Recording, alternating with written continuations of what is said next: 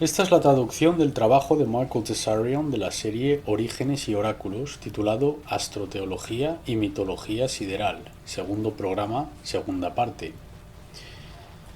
No solo es la Biblia el centro de la cristiandad, sino que también, por supuesto, tenemos la cruz, el crucifijo y la historia del Calvario. Pues Madame Elena Blavatsky dice: el crucifijo era un instrumento de tortura y totalmente común entre romanos, ya que era desconocido entre las naciones semitas.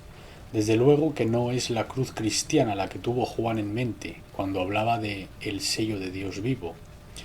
Es cierto, no era la cruz del Calvario de la tortura la que tenía Juan en mente, y vamos a descubrir qué cruz es la que tenía en mente cuando pensaba en simbolizar la cristiandad.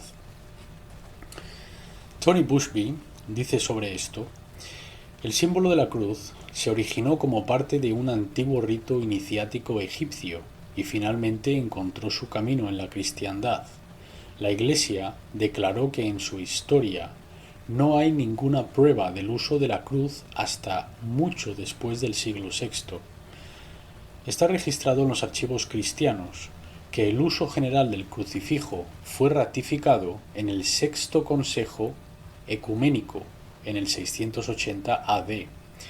El Consejo decretó que se adoptará ahora la figura de un hombre atado a una cruz, y el logotipo de la nueva iglesia fue después confirmado por el emperador Adrián I, 772 al 795 AD.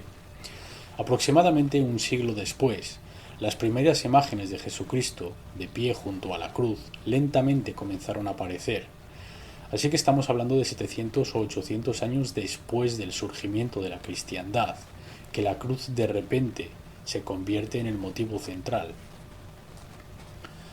El obispo Coleno dice: de las diversas variedades de cruz todavía en boga, como emblemas nacionales y eclesiásticos, no hay entre ellas la existencia de la cual no se pueda remontar a la antigüedad más remota. Eran la propiedad común de las naciones del Este. Así que no hay nada único en la cruz de la cristiandad. Tony Bushby, en el libro El fraude de la Biblia, dice: no hubo verificación de un hito o una significativa crucifixión de una persona llamada Jesucristo en los escritos de los altamente considerados historiadores contemporáneos, tales como Philo, Tacitus, Pliny, Suetonius, Epictetus, Cluvius, Rufus, Quintus, Curtius Rufus, Josephus, Plutarch y el cónsul romano Pluvius Petronius. Nada, ni mención alguna. Stephen Knapp, en su libro Prueba de la existencia global de la cultura védica, dice: no fue hasta el sexto sínodo de Constantinopla que se decidió que el símbolo de la cristiandad sería representado desde aquel momento como un hombre crucificado en la cruz. De hecho, los primeros casos de obras de arte que ilustran a Jesús en la cruz pueden ser remontados solo a los siglos VIII y IX. ¿Qué tan biográfico es esto? Que tienen que esperar 800 años hasta que dicen: oh, usemos una cruz. Pero por supuesto el mundo antiguo sabían de la cruz y la utilizaron durante muchas generaciones. Su origen, de nuevo, es el zodíaco. Nos encontramos con dos fenómenos, otros dos ciclos de importancia en los cielos, sin los cuales no podríamos tener la astronomía ni la astrología. Y estos son conocidos como el eclíptico y el ecuador celestial. Hay una trayectoria del Sol alrededor de la Tierra. Ya habíamos mencionado esto. Este cinturón tiene unos 17 grados de anchura, en el cual se encuentran las principales constelaciones, es decir, el zodíaco. Este cinturón mismo cruza otro cinturón, llamado el ecuador celestial. Cuando el Sol anualmente alcanza el cruce de esta cruz, tenemos los equinoccios, tanto de primavera como el de otoño. Para aquellos de vosotros quienes os encontráis con esto por primera vez, sin ningún conocimiento sobre la astronomía o la astrología, simplemente toma un globo, o incluso toma dos globos, uno cuyo eje está inclinado unos grados, igual que el eje del planeta Tierra, 23 grados y medio. Y luego imagínate otro globo, que no es la Tierra, sino una esfera perfecta. Tomas uno en cada mano. Entonces tienes una esfera perfecta, como una bola de cristal, y luego el otro es el globo terráqueo. Te darás cuenta que el eje del globo terráqueo está inclinado 23 grados y medio, puesto que su eje está inclinado. El ecuador, naturalmente, también estará inclinado, los mismos grados, 23 y medio. Si proyectas ese ecuador hacia el cielo nocturno, que es por supuesto nada más que otro globo alrededor de la Tierra, es considerado el teatro del cielo nocturno, es considerado un domo para los astrólogos o los astrónomos. Pero si proyectas aquel plano del eclíptico, piensa en ello como magnificado o proyectado hacia el cielo nocturno. Eso es lo que se conoce en la astronomía como el eclíptico, el cinturón eclíptico. Pero claro, el cielo nocturno tendrá su propio ecuador, ¿verdad? Ese cielo nocturno que envuelve a la Tierra puede ser el otro globo que tienes en la otra mano, en tu imaginación, el que tiene un eje recto. Si aquel ecuador, alrededor de ese globo, fuese proyectado hacia afuera, sería recto, así que uno tendría una inclinación y el otro sería recto. Si los unes, como los dos aros que usa el mago, cruzarán en dos puntos. Así que dos círculos entrelazados tienen dos puntos de cruce. En el año donde el Sol cruza el ecuador eclíptico y el ecuador celestial, tenemos los equinoccios de primavera y de otoño. Así que como podrás ver en este diagrama, cuando el Sol alcanza estos cruces, en el lugar donde ambos cinturones se cruzan, tenemos los solsticios y los equinoccios, y por supuesto hay dos de cada, haciendo un total de 4. Aquí tenemos un mejor diagrama de ello. El equinoccio de primavera enfrente del equinoccio de otoño y el solsticio de verano enfrente del solsticio de invierno.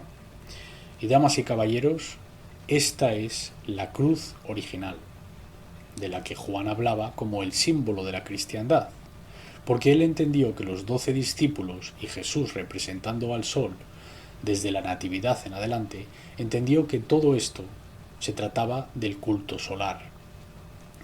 Y él quería el símbolo de la cruz para representar la cruz zodiacal, la gran cruz del zodíaco. ¿Cuántas banderas del mundo conoces tú que contienen aquella cruz? Aquí tienes la cruz de San Jorge. Lo que de hecho estás viendo es una parte minuta de estos dos círculos. Aquellas dos líneas o barras parecen muy rectas, ¿verdad?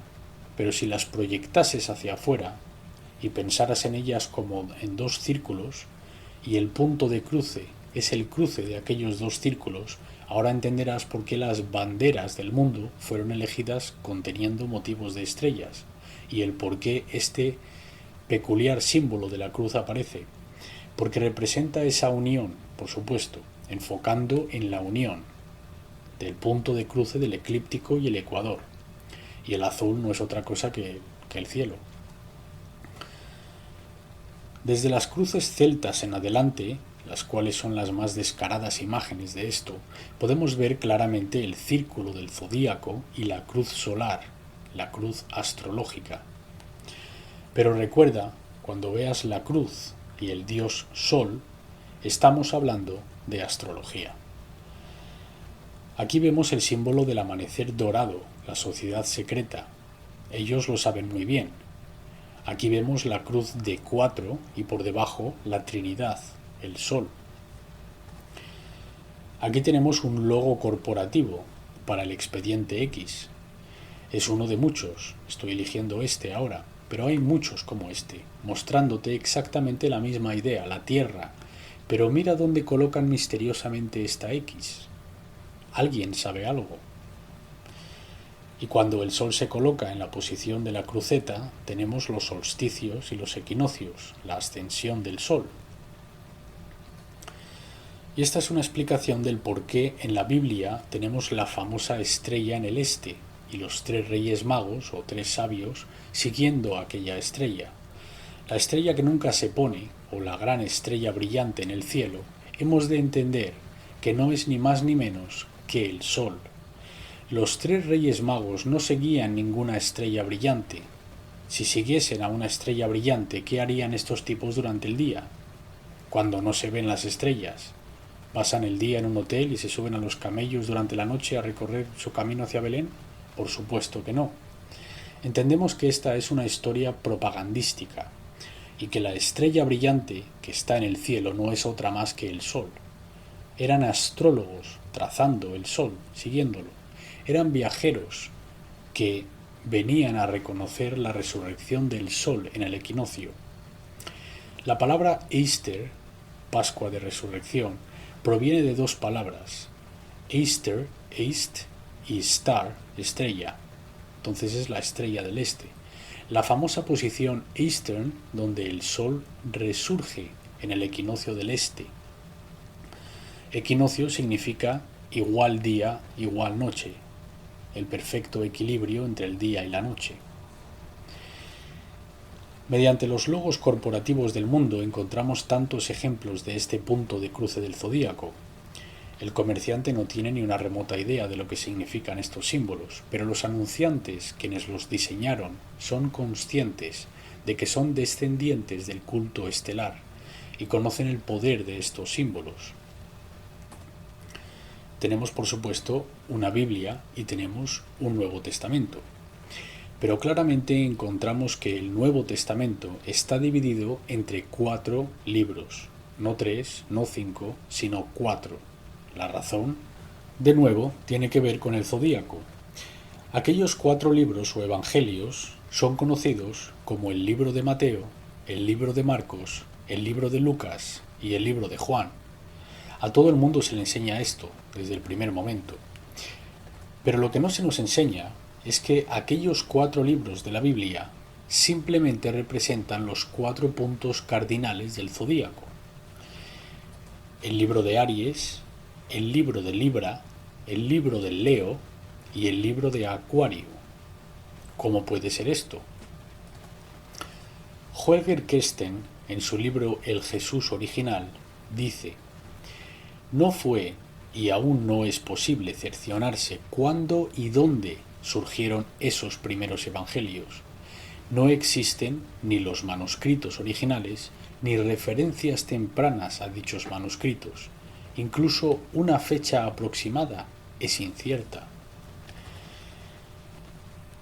Ernst Busenbark, en su libro Símbolos, Sexo y las Estrellas, dice: no solo los escritores evangelistas no ofrecen evidencia apropiada para justificar sus pretensiones sobre la base de la probabilidad razonable, sino sus numerosas discrepancias, contradicciones y omisiones, su disposición a aceptar como hechos rumores y leyendas que habían escuchado de tercera y cuarta mano, su evidente papel de reformadores, su deseo de promover estas doctrinas y su aparente disposición a inventar historias para promover estas doctrinas es una prueba de que, en lugar de ser historiadores objetivos, eran decididamente propagandistas.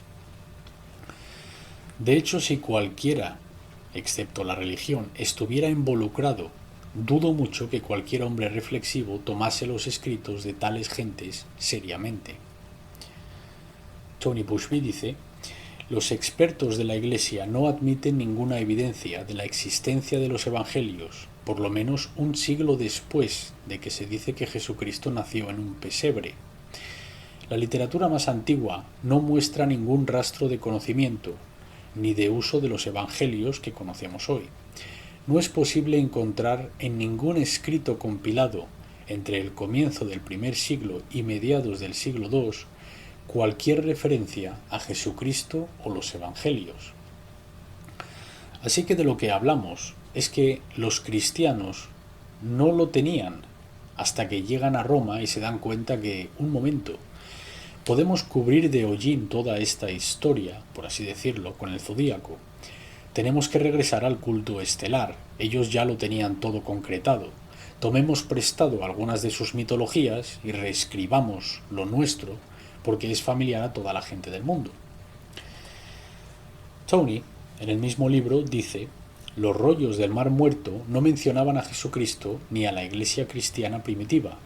En el momento de su descubrimiento, desde hace mucho tiempo se sabe que había información contenida en los rollos del Mar Muerto condenando a las creencias cristianas, y la participación de alto nivel de la Iglesia con la interpretación de los rollos fomentó un grave elemento de sospecha, dado que los rollos se encontraron hace unas 6 décadas. Los asociados cercanos del Vaticano se colocaron en posiciones dominantes de cada fase de la investigación y traducciones de los rollos. Los sacerdotes regulaban el flujo de información y controlaban su liberación. Ahora, aquellos quienes hayan hecho sus deberes con respecto a la cristiandad, quienes hayan estudiado la cristiandad, sabrán que su lugar de nacimiento fue el Consejo de Nicea de Constantino. Vale. Así que el Consejo de Nicea es donde todos quienes fueron los patriarcas originales y los fundadores de la religión cristiana se reunían. En el 21 de junio, el día del solsticio de verano, interesante, en el 21 de junio, el día del solsticio de verano, un total de 2048 presbíteros, diácanos, subdiácanos, acólitos y exorcistas se reunieron en Nicea para decidir lo que realmente era la cristiandad, lo que sería, y qué escritos hubieran de usarse y quién iba a ser su Dios. El emperador Constantino presidió el consejo. Dane Millman dice sobre esto: ningún lugar en la cristiandad es menos atractivo y menos autoritativo que las juntas de la Iglesia. La denegación es rápida desde el Consejo de Nicea en el 325 AD hasta el primero de Eufius de 431 AD, donde cada partido llegó determinado a usar toda prisa, maniobra, corte, influencia y soborno para aplastar a su adversario. Tony Busby dice: tras un largo y amargo debate, un voto finalmente se tomó, y fue con una mayoría de manos alzadas que Judas Creustus y el rabino Jesús ambos se convirtieron en Dios.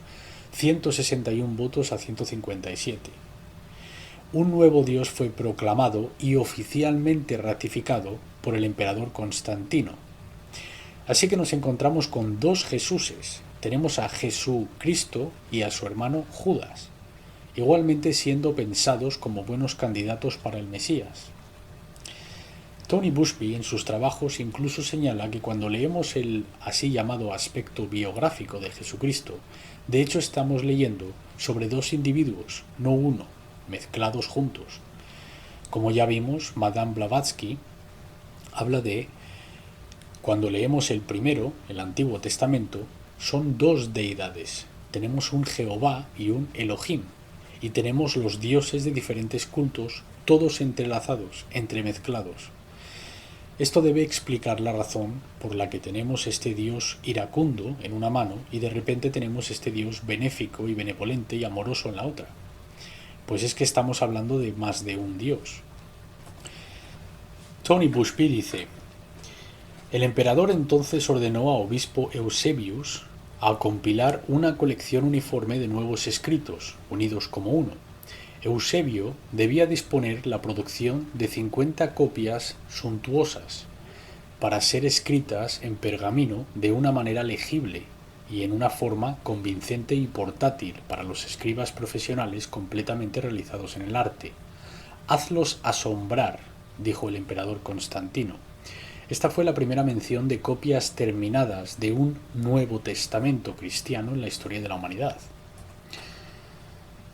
Con su instrucción ahora cumplida, el emperador Constantino decretó que los nuevos escritos sean posteriormente llamados las palabras de Dios y adjunto a ellas, a copias del Antiguo Testamento hebreo. El emperador Vespasiano, en el primer siglo, había proclamado todo el territorio judío entero como la propiedad personal de los emperadores romanos, y su decisión fue ratificada oficialmente por el Senado. En efecto, todos los emperadores posteriores controlaban la religión judía. El emperador Constantino intentó efectivamente fusionar la antigua religión judía con su nuevo culto. Por herencia legal, él también era el Mesías. Después de que Eusebio hubiese terminado de recurrir a la gran variedad de textos del presbítero, Constantino ordenó que fueran destruidos por el fuego y que cualquier hombre que se le pillase ocultando una debía ser arrancado de sus hombros, es decir, decapitado. Tony continúa diciendo: es importante tomar nota que el formato del nombre Jesucristo no fue cementado hasta el momento de la Reformación, los siglos XIV y XVII, ya que en épocas anteriores habían varias interpretaciones, tales como Yeshua Christ y Jesús Christos. Vimos anteriormente que el ecuador eclíptico y el celeste constituyen los 4 puntos cardinales del zodíaco, lo cual constituye la primitiva cruz cristiana y también la cruz pagana anterior a esta. Pero también en la astrología y la astronomía hay 4 estrellas cardinales, 4 estrellas antiguas de la mayor importancia, y también forman una cruz en los cielos. Estas son Aldebaran o Aldebaran, que significa en el Islam, ya que es una palabra persa, significa el ojo del toro, que se encuentra en la constelación de Tauro. Tenemos a Regulus, el gran ojo rojo de León, en la constelación de Leo. Tenemos a Antares, en Escorpio, y Fomalhaut, que es uno de los peces de la constelación de Acuario. Y estas 4 grandes estrellas son las precursoras, el origen de los 4 hijos de Horus, o de Horus. Horus, el dios del viejo mundo, tenía 4 hijos. Y como vemos, muchos logos corporativos, incluso hay coches con el nombre de Forester.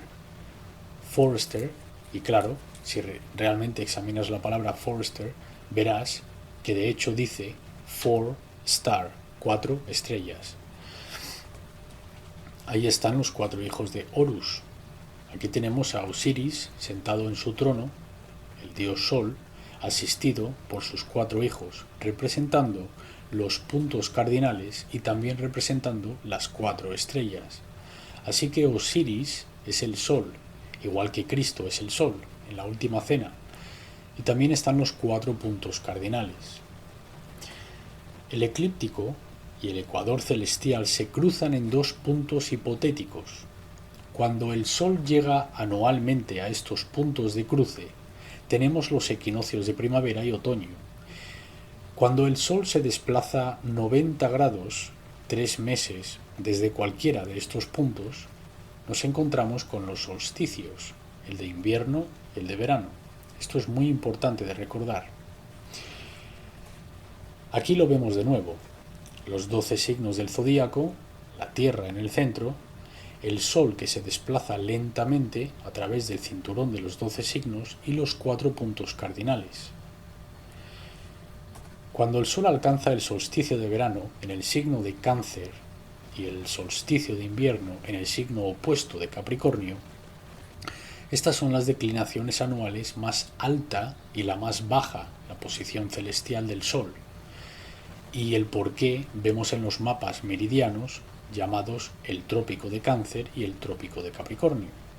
Todo lo que esto significa es que cuando miras el globo verás 2 meridianos. Uno se llama el trópico de Cáncer y el otro se llama el trópico de Capricornio.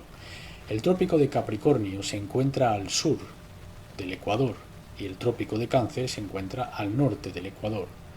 Lo único que representan el punto más alto de elevación del Sol. El Sol se desplaza a su punto más elevado de su arco durante el año en Cáncer y se desplaza a su punto más bajo cuando pasa de Sagitario a Capricornio, y ahí es donde encontramos los solsticios, en aquellos puntos. Solsticio quiere decir el Sol permanece quieto. Sin embargo, lo que me gustaría señalar es que Cáncer fue conocido en los antiguos tiempos, que por cierto es donde se encuentra el solsticio de verano. Cáncer se conocía como el portal de nacimiento o de la vida. De hecho, se creía que las almas entran mediante la luna o mediante el portal de Cáncer para nacer a través de la mujer. Porque, por supuesto, Cáncer es el signo femenino del elemento agua. Y Capricornio se conocía como el portal de la mortalidad o el portal de la muerte. Así que enfrente de Cáncer se encuentra Capricornio, que es por donde las almas se supone salen mediante la esfera terrestre, después de su estancia en lo que llamamos vida. El trópico de Cáncer y el trópico de Capricornio. Podemos ver aquí en los meridianos. Y esta es una de las razones, de nuevo, en un contexto práctico, que ciudades tales como el Vaticano, Londres, Washington y demás utilizan este motivo circular, estos preciosos edificios arquitectónicos, pero siempre encontrarás el portal del norte y el portal del sur. Pall Mall, en Londres, es un ejemplo perfecto de este motivo zodiacal. Cáncer también es muy interesante porque ahí es donde se encuentra la osa, y el movimiento de la osa, a través de todo el movimiento anual, dibuja el símbolo de la svástica. Si tomas la osa y la colocas en 4 puntos, y dibujará el signo que nosotros conocemos como la svástica. Sabemos que América nace el 4 de julio. Este es el signo de Cáncer. Por eso su símbolo es la osa de la bandera californiana, para conmemorar Cáncer y el signo nórdico. Cáncer también es muy interesante porque, siendo el signo del norte, está situado junto a Leo, que también es un signo del norte. Leo siempre ha sido representado por el león rojo, y el signo de Cáncer, que era lunar, gobernado por la luna. El símbolo más antiguo de Cáncer era el unicornio blanco pálido. Así que si tú eres Cáncer, sabes que tu símbolo es el cangrejo, pero mucho antes de que se convirtiera en el cangrejo, el símbolo del unicornio era su símbolo. Por eso encontramos en la heráldica real, las familias reales, todas son muy conscientes de esto, diseñaron sus ciudades de esta manera, colocaron sus habitaciones del trono de esta manera, incluso su heráldica te muestra el león rojo de Leo, junto con el unicornio de Cáncer, la luna blanca pálida. Y en la historia de Jesús tenemos, por supuesto, el famoso motivo del cumpleaños de Jesús. Está bien reconocida la historia de la Natividad, que el Hijo de Dios es un personaje histórico, intentan decirnos, y que este es su cumpleaños, la Natividad. De Frazer encontramos que la costumbre de celebrar el nacimiento de Cristo comenzó en Egipto, derivándose del culto de la diosa madre allí, y los cristianos allí lo celebraron el 6 de enero. ¿Vale? Así que la fecha de nacimiento original de Dios, del dios del sol, de los antiguos tiempos, era el 6 de enero. Para el siglo IV se había establecido generalmente en el este. Del autor Frazer encontramos que la costumbre de celebrar el nacimiento de Cristo comenzó en Egipto, derivándose del culto de la diosa madre allí, y los cristianos allí lo celebraron el 6 de enero, ¿vale? Así que la fecha de nacimiento original del dios del sol, de los antiguos tiempos, era el 6 de enero. Para el siglo IV se había establecido generalmente en el este. La Iglesia occidental nunca había reconocido el 6 de enero como la verdadera fecha, y con el tiempo su decisión fue aceptada por la Iglesia oriental. En Antioquía, este cambio no fue introducido hasta aproximadamente el año 375 EC. La razón por la que los padres transfirieron la celebración del 6 de enero al 25 de diciembre fue la siguiente. Era costumbre de los paganos celebrar el cumpleaños del sol el 25 de diciembre, donde prendían luces en señal de festividad. En estas solemnidades y festividades también participaron los cristianos. En consecuencia, Cuando los doctores de la Iglesia se dieron cuenta de que los cristianos se inclinaban hacia esta festividad, tomaron consejo y decidieron que la verdadera Natividad debía de ser solemnizada ese día, y la fiesta de la Epifanía el 6 de enero. En consecuencia, junto con esta costumbre, la práctica de encender los fuegos hasta el sexto ha prevalecido. Alejandro del Mar, en su libro La Edad Media revisada, dice: el señor Isaac Newton, en sus profecías de Daniel, mostró que no sólo los festivales solares, sino que todos los demás principales observados por la joven Iglesia eran festivales romanos adaptados con nuevos nombres. No hay nada de santo en el Santo Imperio Romano. Constantino tampoco tiene nada de santo. Y tristemente no hay nada de santidad en la moderna cristiandad, que salió de todo esto. Melito of Sardis, teólogo de segundo siglo, dijo: el Rey del cielo, el príncipe de la creación, el sol del cielo del este, quien aparece a ambos, los muertos en Hades, el infierno, y a los mortales sobre la tierra, él, el único verdadero Helios, se alzó para nosotros desde las cumbres más altas del cielo. Vaya, yo pensé que Jesús se alzó desde las cumbres más altas de los cielos. Pues no, fue Helios, el rey de los cielos, el sol. Aquí tenemos un pasaje. Todos son tuyos, todos los que vienen a ti, grandes y pequeños, te pertenecen a ti. Aquellos quienes viven sobre la tierra, todos te alcanzan. Tú eres su maestro. No hay ninguno fuera de ti.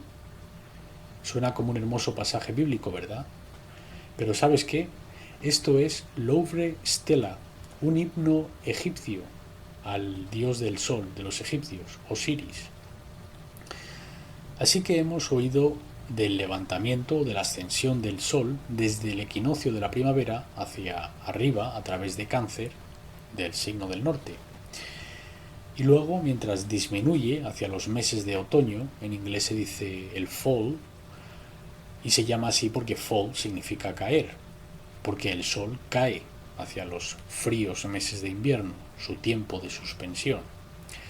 Este se llama el ciclo del inframundo, y mientras el culto solar se hacía poderoso, ellos querían reescribir la mitología y hacer que estos signos del sur se entregasen o se atribuyesen a los poderes oscuros, a lo que ellos tenían como la energía satánica o los malos.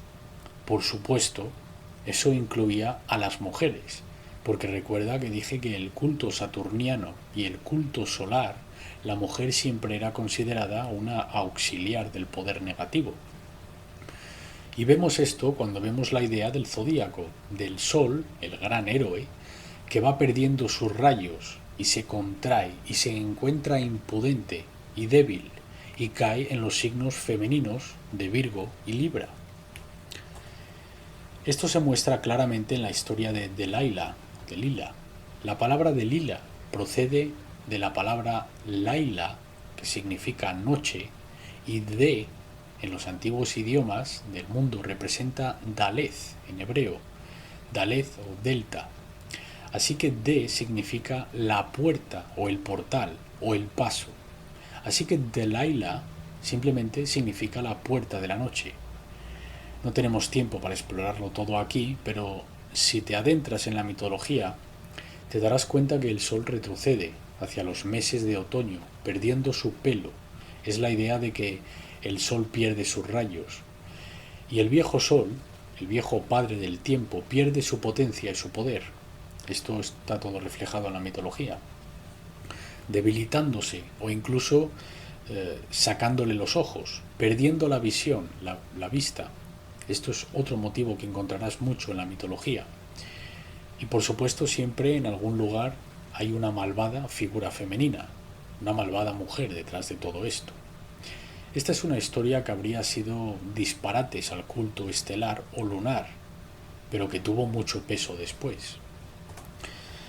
Entonces Libra, el signo femenino, donde el sol entra en el inframundo, De hecho, si eres Libra, sabrás que tu símbolo es ese pequeño que aparece a la derecha, donde hay una barra recta y luego una especie de lazo por encima. Pues aquel pequeño lazo representa el Sol, mitad encima y mitad debajo del meridiano del horizonte del oeste. Después de que pases Libra, el Sol recorre su camino hasta Escorpio. Escorpio siempre se ha representado por el esqueleto. Siempre vemos que simboliza la muerte. Y es por lo que hoy, en Halloween, por ejemplo, tenemos una calabaza que siempre es naranja, porque ésta representa el sol. Y le colocas una cara malvada, porque es un símbolo compuesto. La calabaza no es otra cosa más que no representa otra cosa más que el sol. Pero ahora, como el sol forma parte y se ha alineado con los signos del sur, entonces le colocamos una pequeña cara demoníaca, porque ha caído bajo el poder de lo malo, de los signos femeninos. Lo adoramos todos los años y no tenemos ni la menor idea de dónde proviene. Escorpio es un enorme signo, que en el antiguo calendario se entendía que era donde iba el sol a morir. La idea de San Pedro, que era otro dios del sol, que fue crucificado invertido, de forma invertida, representa esta caída del rey solar hacia el inframundo. Por supuesto, entendemos que las cartas del tarot conmemoran esto. La carta del ahorcado, también vemos el simbolismo del tarot en la Biblia. El ahorcado está asociado con el signo de Escorpio. También oímos hablar de Odin, literalmente colgado boca abajo en el árbol de la vida.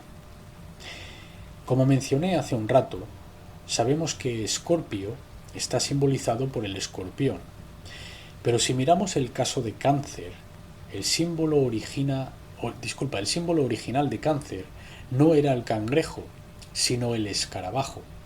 Lo cambiaron desde el escarabajo egipcio al cangrejo, pero originalmente el signo de Cáncer era el escarabajo.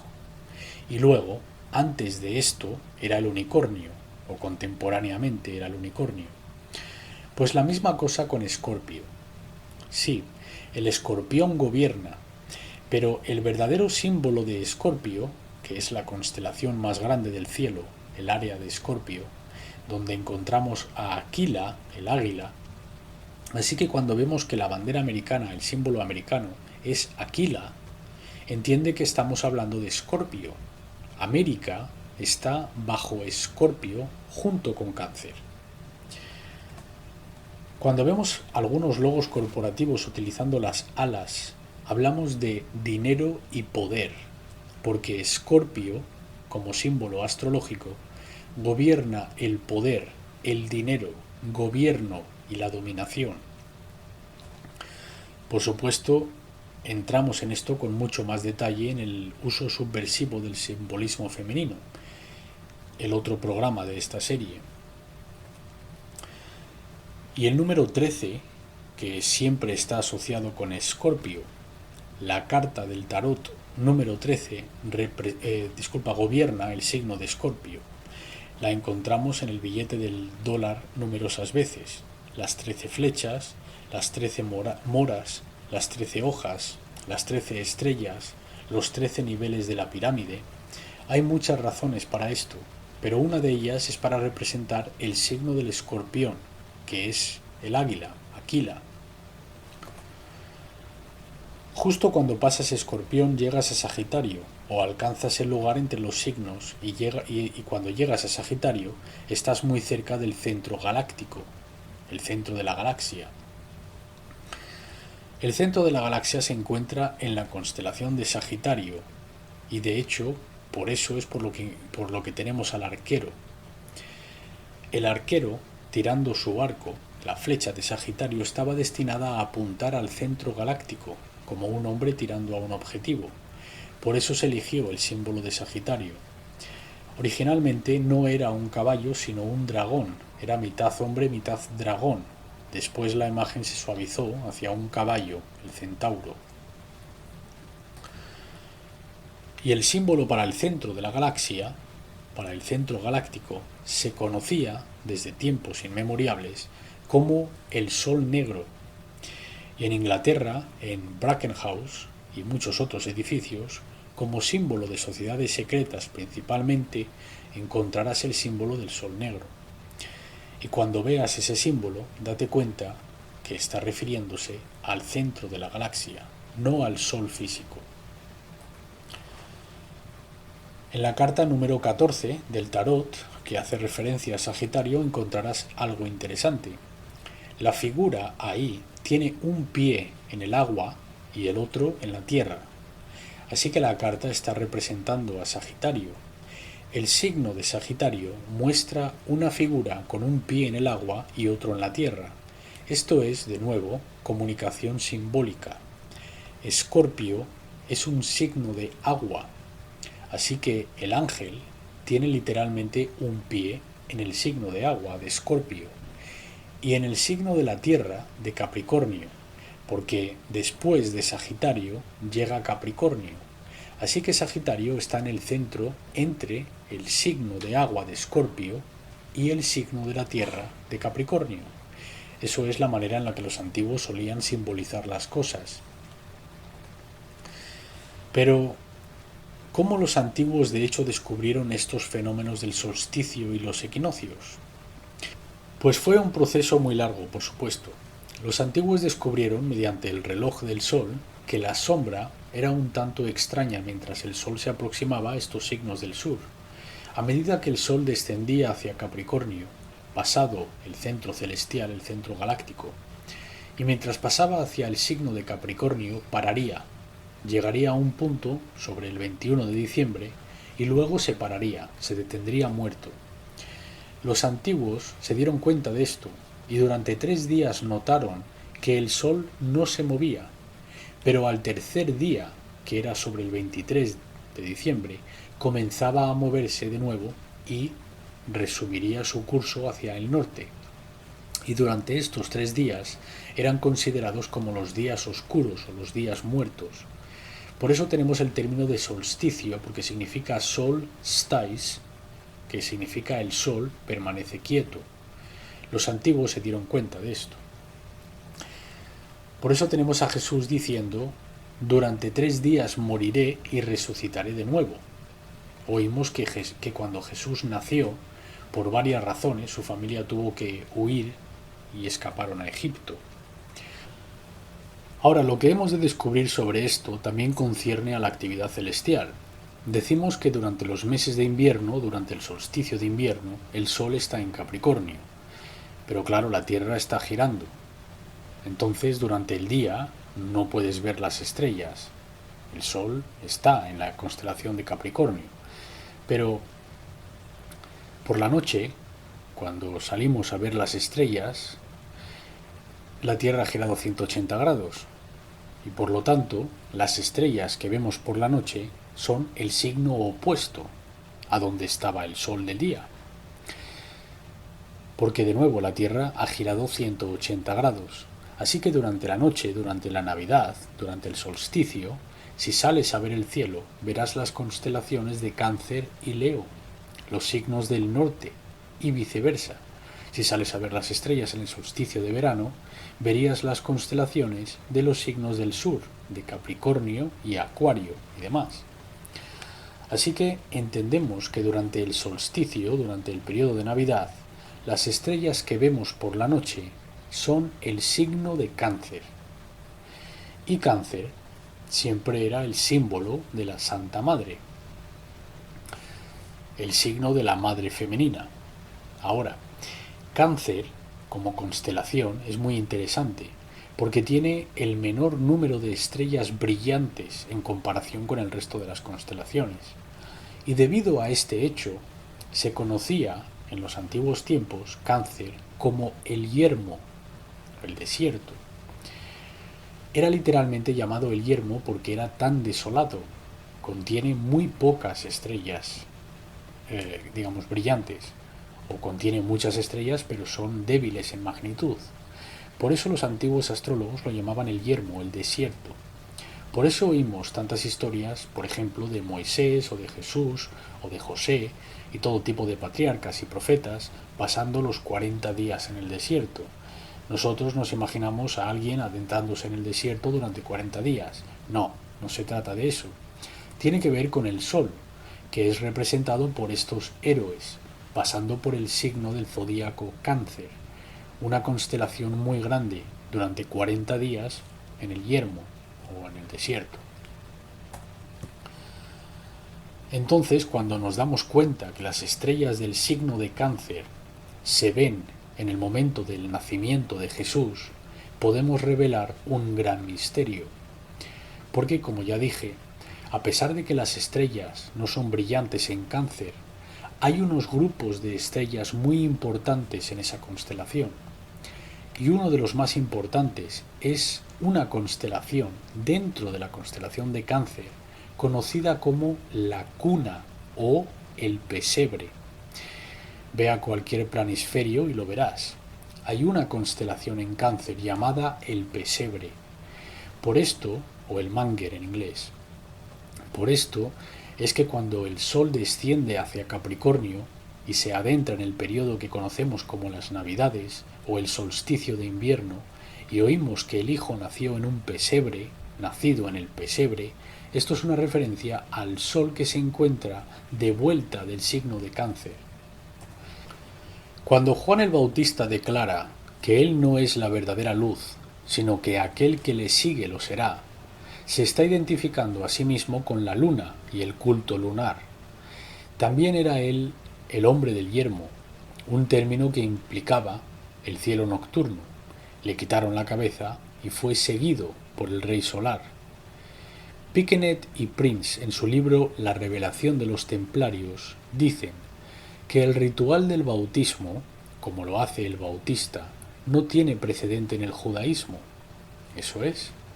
Pero lo tiene en el culto lunar de la antigüedad, y Juan el Bautista, usando el agua para purificar, se está identificando a sí mismo con el culto lunar y es suplantado por el rey solar, que está por llegar, el culto solar.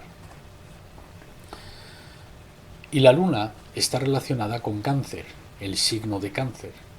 También leemos que Jesús nació de una virgen. Ya vimos esto antes, pero de nuevo, si miramos la carta astrológica de la Tierra, encontramos algo muy interesante. Descubrimos que si los signos, las constelaciones, las agrupaciones de estrellas están invertidas de noche, entonces esto también sucede con respecto al horizonte del este y el oeste. Si la constelación de Cáncer se ve en el signo de Capricornio por la noche durante el solsticio, entonces, ¿qué es lo que vemos durante el equinoccio de verano? Esto quiere decir que si miramos hacia el este, ¿qué grupo de estrellas están ascendiendo o elevándose ahí justo antes del amanecer? El signo de Virgo, que normalmente está en el horizonte del oeste, se asoma justo antes del amanecer en el horizonte del este. Y el signo de Virgo fue conocido, por supuesto, como la Madre de Dios. Así que la carta astral de Jesucristo ese día, en ese momento, veríamos el signo de Virgo asomando su cabeza al amanecer en el horizonte del este. Por eso se dice que el Sol, o el Hijo que nació en el pesebre, nació de una virgen, porque literalmente Virgo está con vista hacia el punto de solsticio. Como mencioné, el seguir la estrella brillante de los cielos meramente hace referencia al Sol que estaban siguiendo hacia el punto de solsticio. También escuchamos en el nacimiento de Jesús que llegaron no solo 3 pastores, sino 3 hombres sabios o 3 reyes magos. Pues esto se puede explicar de la misma manera, usando razonamiento astroteológico, el mismo dispositivo astroteológico. En el horizonte del oeste, ya que Virgo está saliendo por el este, entonces las constelaciones del este han de estar apareciendo en el lado oeste, y esto es exactamente lo que sucede. El signo de Tauro, las estrellas de Tauro, de la constelación Aries y Tauro, se ven en el horizonte del oeste. Pero dentro de Tauro hay tres estrellas muy importantes. Hay muchas constelaciones en Tauro, como las Pléyades, Aldebarán, también está Orión, la constelación de Orión. Y Orión siempre ha sido distinguido por tres estrellas paralelas, las tres estrellas del famoso cinturón de Orión. Pero en los antiguos tiempos, aquellas tres estrellas se llamaban literalmente los tres hombres sabios o los tres reyes magos. Es tan simple como esto. Así que los tres reyes magos, quienes visitaron a Jesús en el pesebre en Belén, son las tres estrellas con vistas hacia el equinoccio del oeste, pero de nuevo, con vistas hacia el pesebre de la cuna del punto del solsticio. Los tres reyes magos son vistos en la antigua Sumeria, Babilonia. Aquí tenemos una imagen del dios Sol en su tabernáculo, en su recinto, y delante del recinto vemos el disco solar. Ahí está el Sol, la estrella brillante, y delante de esta los tres pequeños reyes magos, los tres pastores o los tres hombres sabios. Y el rey está sujetando el anillo y la varilla, que son símbolos antiguos de la realeza. No hay nada de nuevo en la cristiandad.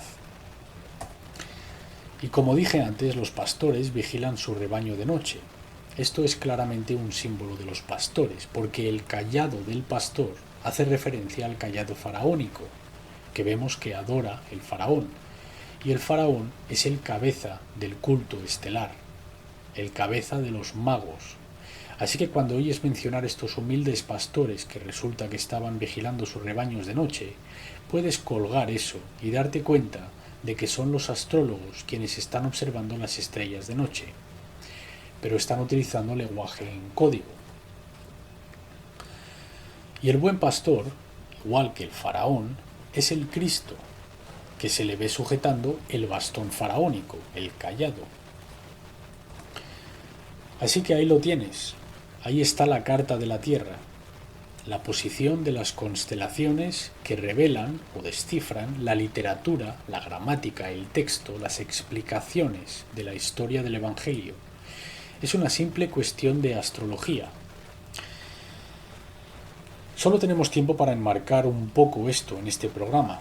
Si accedes a mi página web o contactas conmigo personalmente o miras las páginas de enlaces, tenemos volúmenes de información sobre esto, decodificando cada una de las partes de la historia de los evangelios, incluso gran parte de los motivos del Viejo Testamento como Jonás y Daniel y Samson luchando contra el león, Jonás siendo tragado por el pez, Cristo andando sobre el agua y demás. Cuando oigas a los cristianos cantar «Seguimos a Cristo a la cruz», date cuenta de qué cruz están hablando.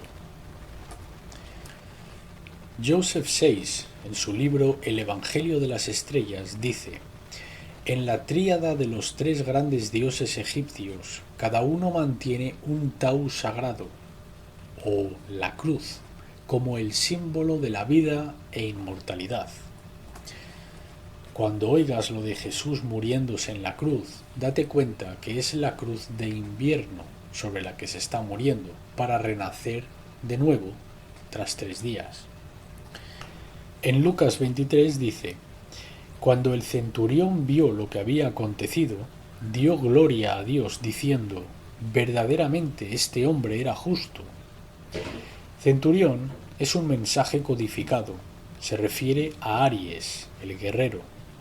Cuando Aries, mientras el sol está muriendo, el centurión ve lo que está sucediendo y entiende que Dios se está muriendo, pero es inocente. El entierro de Jesús en la cueva o en la tumba también está haciendo referencia a los signos del sur, cuando el sol cae en los oscuros signos del invierno. Es simplemente un símbolo de entierro. Encontramos esto en la historia de Lázaro, lo encontramos en la historia de Osiris y en todos los Cristos salvadores del mundo, donde entra en un lugar oscuro para la suspensión, de donde resucitará de nuevo. Y en el tercer día resucitaré de nuevo, dijo Cristo. El tercer día se puede ver como los 3 signos desde Capricornio hasta Aries, los 3 signos desde la muerte del invierno hasta la primavera, ¿vale? Capricornio, Acuario y Piscis. Estamos pensando en 3 días, en 3 estaciones, 3 periodos de tiempo. Y lo más importante, sabemos que Cáncer es la madre de Dios, pero verás en las pinturas del Renacimiento, a menudo verás las 2 madres de Cristo. Es un motivo muy común en el arte antiguo. Las 2 Marías a pie de la cruz. Pues las 2 Marías son María, la madre de Dios, y María Magdalena. También tenemos a una Marta y Miriam, que se presentan. También encontramos en el Viejo Testamento las 2 hembras primordiales, Eva y Lilith. En la mitología griega tenemos a Demeter y Perséfone. Pero, ¿adivina de dónde proceden? Provienen del viejo Egipto, de Isis y Néfisis. Proceden de Taut, la diosa madre original, de 25.000 años antes. Aquí puedes ver la imagen del hipopótamo representando a la diosa madre en el centro del zodíaco del planisferio. Las primeras imágenes de la diosa madre era el hipopótamo y el nombre de aquella deidad era Taut, de donde obtenemos la palabra tarot. También obtenemos de la palabra Taut church, iglesia, charuch, donde las fuertes T's son suavizadas a ches, donde Taut se convierte en charuch, la Santa Madre Iglesia. Los cristianos hablan de la Santa Madre Iglesia, se visten con mantos flotantes o túnicas femeninas, porque ellos saben lo que nosotros se supone no debemos de saber, que esto es una reversión de los antiguos cultos de la diosa del mundo antiguo. Y si suprimes eso y lo descartas totalmente, eso no es bueno para la psique, no podrás controlar a la gente, has de usar algo que reconozcan y que añoren.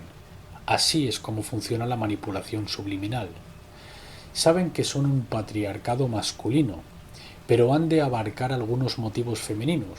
Pues vale, nos vestiremos como mujeres, diseñamos iglesias cuyas puertas tienen forma de matriz, tenemos las aguas de la hembra para bautizar y usamos todo tipo de simbolismos, pero sin que nadie sepa de dónde vienen originalmente. Y hablaremos de la Santa Madre Iglesia. Y Madre es Virgen, pero que nadie pregunte de dónde viene todo esto.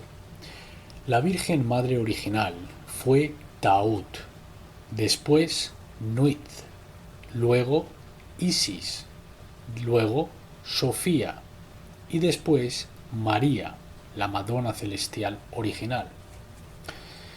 Incluso se habla de la Madonna Negra, pues por supuesto que era negra, porque el cielo nocturno es oscuro, es negro. No es que hubiera físicamente una Madonna negra andando por ahí. La negra Madonna hace referencia al cielo nocturno, que da luz al sol todos los años y todas las mañanas. En el lejano oriente encontramos a la Virgen con su niño pequeño, Krishna, Rama, y la diosa Vaca.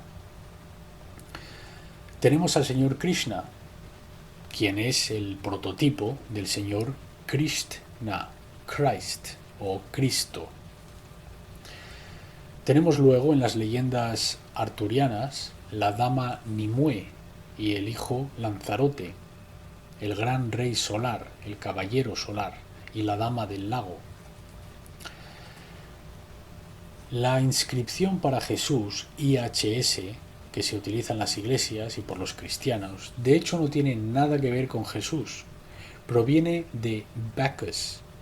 En el antiguo idioma, IHS simplemente representa la palabra Bacchus. Esto enlaza con Orfeo. Pensamos que Orfeo es un motivo griego que vino después de Jesús, pero eso no es verdad. Orfeo es una deidad primordial. Orfe, Orfeón o Of representa la serpiente. Y por supuesto hay toda una historia del inframundo relacionada con el gran dios Orfeo, Dionisio, que enlaza con Jesús y el culto de Dioniso. En la mitología arturiana, uno de los más bellos y poéticos mitos de Arturo es aquel que concierne al señor Tristán del doloroso nacimiento. Pero la palabra Tristán o Trisna proviene de Krishna, que regresa a Jesucristo. Hay una conexión. Todos tienen tíos malvados, todos tienen seguidores, todos provienen de un nacimiento triste o penoso. Hay muchos motivos que tienen en común. Esto enlaza con Jesús y el culto de Zoroaster en Persia, y también los Mithras persas y Ahura Mazda. Tony Buzbee dice que las similitudes entre el cristianismo y el mitraísmo en el siglo V eran tan sorprendentes que San Agustín, a regañadientes, confesó que los sacerdotes de Mitra adoraban la misma deidad que él. Pero en Egipto siempre encontramos a Tum y Ra, los dioses del sol. Nos enteramos por Kelsey Graves en su libro altamente reprimido, titulado Los 16 Salvadores Crucificados del Mundo. Kelsey Graves era un erudito que descubrió que en el mundo había al menos 16 salvadores crucificados. Todos murieron en las cruces, todos nacidos de una virgen, y todos vinieron a entregar luz al mundo. No tenemos tiempo para entrar en todos los detalles de las historias bíblicas, pero en la página web, en las páginas que tienen que ver con la astroteología, encontrarás los análisis astroteológicos de muchas de estas imágenes bíblicas, de los 3 reyes magos, de los 72 discípulos, el matrimonio de Cana y demás. Sabemos que Jesús tuvo 12 discípulos, pero también leemos en diversas partes del Evangelio que tuvo 72 apóstoles, aquellos quienes iban sin guión ni cartera. El Señor también a otros 72, a quienes envió de 2 en 2 delante de él, a toda ciudad y lugar a donde él había de ir. Por cierto, en la versión inglesa de King James Bible, el número son 72, y no 70, como aparece en la Biblia Reina Valera de 1960. Los 72 apóstoles. Bueno, pues esto es todo astrología, astronomía y astroteología. Sabemos de los 12 signos oficiales, los 12 signos del zodíaco, que son los 12 discípulos de Jesús, pero hay muchas más constelaciones allá arriba. Hablamos de que el Sol pasa a través del cinturón zodiacal, que es una banda de unos 17 grados de ancha, y el Sol pasa por ella año tras año. Ese es el cinturón zodiacal. Pero dentro y alrededor del cinturón zodiacal, alrededor de las 12 constelaciones principales, tenemos otras constelaciones, algunas de ellas de gran importancia. Puede que no sean importantes para nosotros ahora, en la astrología centrada en el Sol, pero para los astrólogos siderales y para el antiguo culto estelar eran igualmente importantes.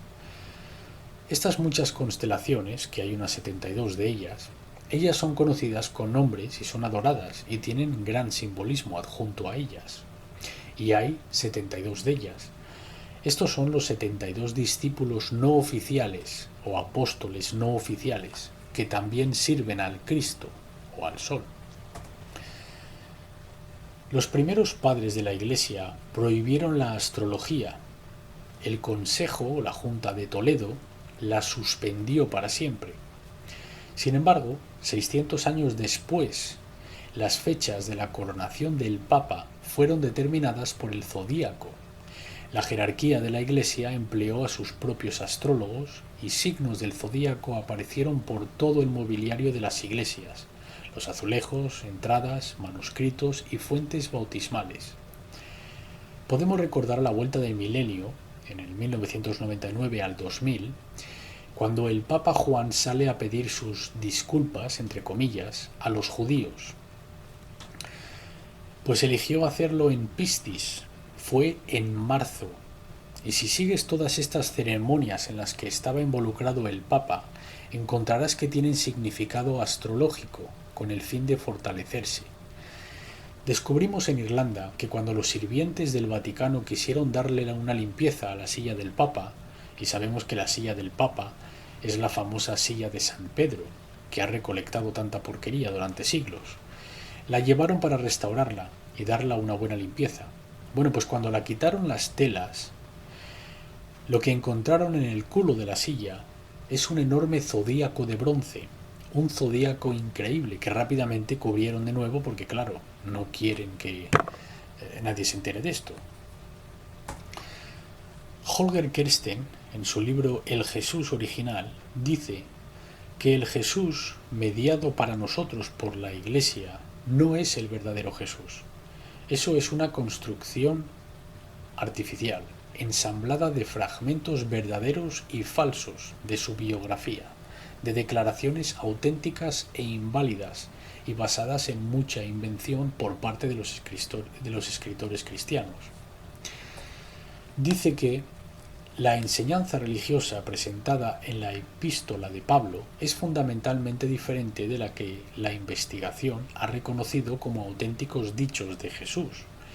Lo que conocemos como la cristiandad hoy en día no es la enseñanza contenida en estos dichos auténticos, es la teología diseminada por Pablo y los doctorados de sus epístolas.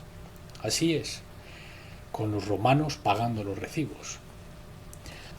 Burton Mack, en quien escribió el Nuevo Testamento, dijo: las escrituras del Nuevo Testamento no fueron escritas por testigos presenciales de una poderosa aparición divina en el medio de la historia de la humanidad.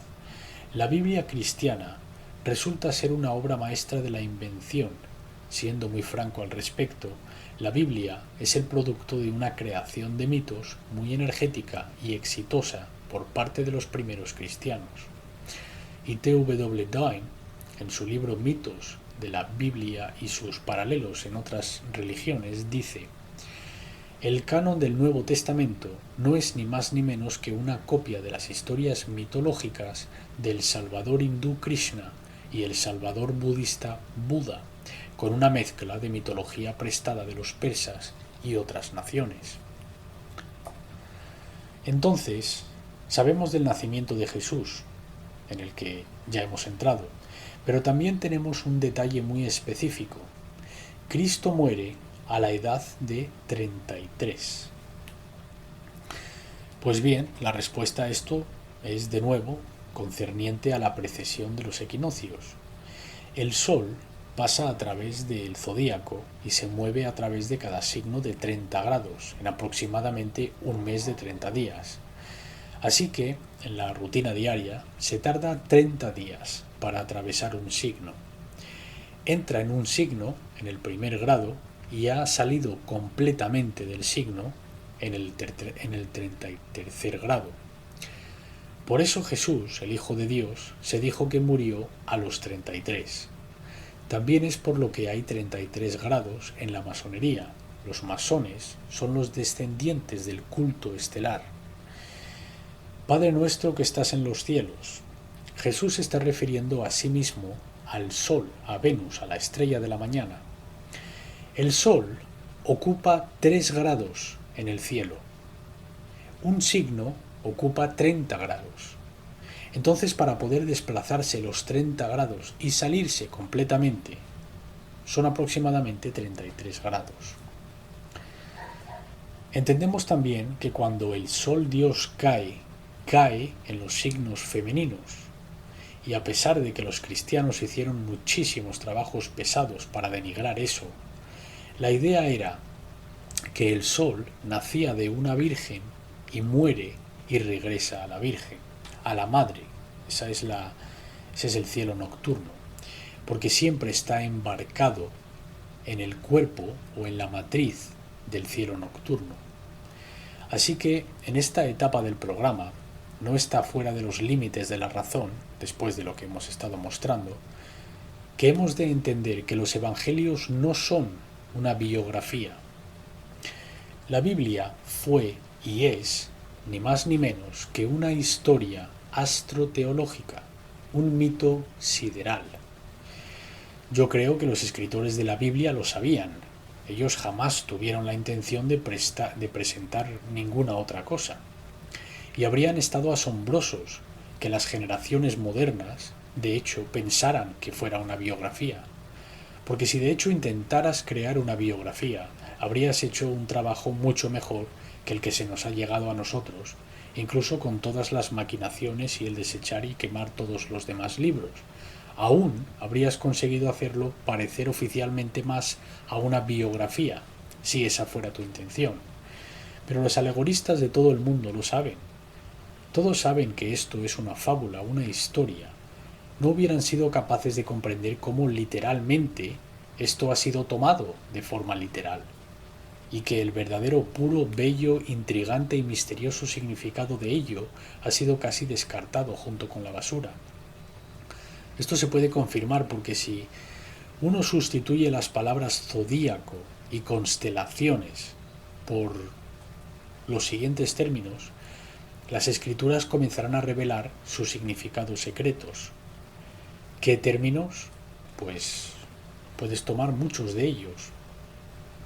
Tabernáculo, el Nuevo Jerusalén, Nazaret, Belén, sala de jueces, reinado de Dios, tienda o morada de Dios, rebaños de noche, eones o edades, temporadas, oráculos, ciudadela. Así que él o ella entra en el tabernáculo. También tenemos las 7 iglesias, el monte de los olivos, la ciudad de David, la ciudad celestial, el cielo, el trono del electo, la morada del más alto, laberinto, lugar más sagrado, propiciatorio. Cada vez que te encuentres con estos extraños términos intraducibles en la Biblia, solo en tu mente sustituye la palabra constelaciones o zodíaco y mira a ver qué pasa. Puede que te asombres. Ahora, el dramatis personae del Viejo Testamento no son caracteres biográficos. Abraham, Jacobo, Moisés, Salomón, David, Samson, José, Daniel, Jesús y todos los demás patriarcas originalmente simbolizaron alineaciones y conjunciones entre los planetas y los luminarios. Sus muchas esposas, hijos e hijas representan grados y minutos de arco zodiacal. Es cierto, cuando leemos acerca de estos patriarcas y sus esposas y sus muchos hijos e hijas, entendemos que este es otro sistema de codificación. Todo el mundo anda corriendo por ahí intentando romper el código de la Biblia, y sin embargo nadie presta atención a estos más importantes códigos. Estos patriarcas, que nadie jamás ha encontrado la historia de ellos, o tan siquiera evidencia de que han existido, y no vamos a poder decodificar esta Biblia hasta que entendamos cómo funciona. Así que cuando oyes de que Abraham llegó al faraón, o que Moisés aparece ante el faraón o cualquier rey, te estoy dando un ejemplo aquí, los reyes del mundo siempre eran representados por el sol o por Júpiter. Los rabinos y los semíticos, como hemos visto, prefieren Saturno. Así que cuando el patriarca saturniano, Moisés, David, Abraham, Salomón, llega al faraón, como ejemplo, estamos hablando de algún tipo de conjunción y aspecto entre los planetas Saturno y Júpiter. Y la cantidad de hijas e hijos que tienen son minutos y grados de arco. Así que todo esto puede ser decodificado. Tenemos a eruditos ahora mismo trabajando en ello, decodificando todo el Viejo Testamento.